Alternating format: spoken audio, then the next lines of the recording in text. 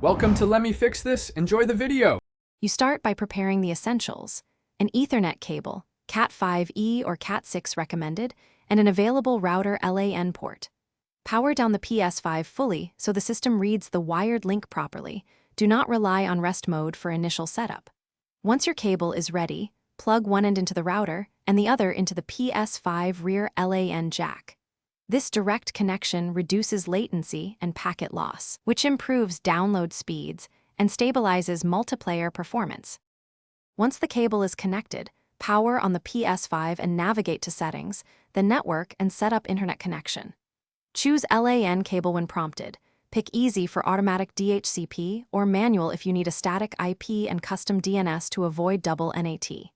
If you set values manually, enter IP, subnet, gateway, and preferred DNS. After configuration, run test internet connection to confirm IP assignment, latency, and throughput so you know why performance improved or if adjustments are needed.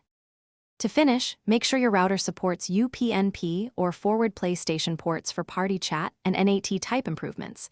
This helps you connect reliably. Once done, verify firmware on both router and PS5 and compare wired speeds to Wi-Fi to confirm gains.